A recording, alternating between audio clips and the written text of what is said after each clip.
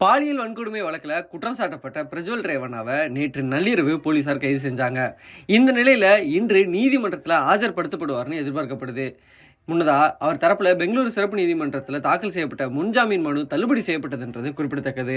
முன்னாள் பிரதமர் தேவகவுடாவின் பேரனும் ஹாசன் மக்களவைத் தொகுதி எம்பியுமான பிரஜ்வல் ரேவண்ணா மீண்டும் அதே தொகுதியில் இந்த எலெக்ஷன்ல போட்டியிட்டாரு.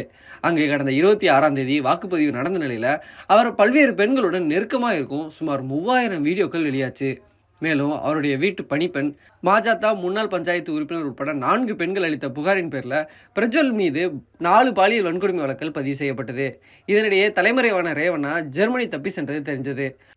அவர் தாயகம் திரும்ப கட்சி, குடும்பம் சார்பில் அழுத்தம் கொடுக்கப்பட்ட நிலையில அவர் ஒரு வீடியோ வெளியிட்டாரு.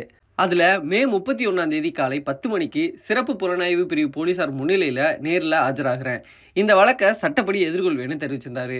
மேலும் தன் மீதான குற்றச்சாட்டுகள் தவறானவை, அதை நிரூபிப்பேன்னு கூறியதோடு குடும்பத்தினரிடமும் மக்களிடமும் மன்னிப்பு கோரியிருந்தாரு. இந்த நிலையில ஜெர்மனியிலிருந்து லுஃப்தான்சா விமானம் மூலம் நாடு திரும்பிய அவரை நேற்று நள்ளிரவு கைது செஞ்சாங்க. அவரை கைது செய்ய மூத்த பெண் ஐபிஎஸ் அதிகாரி தலைமையில் 5 பெண் காவலர்கள் கொண்ட பிரத்யேக குழுவை சிறப்பு புலனாய்வு குழு அனுப்பி வச்சது. கைது செய்யப்பட்ட ரேவண்ணா இன்று நீதிமன்றத்தில் ஆஜர்படுத்தப்படுவார்னு எதிர்பார்க்கப்படுது. அதற்கு முன்னதாக அவர் சிறப்பு புலனாய்வு குழு விசாரணைக்கு ஆஜராவார்னு சொல்லப்படுது.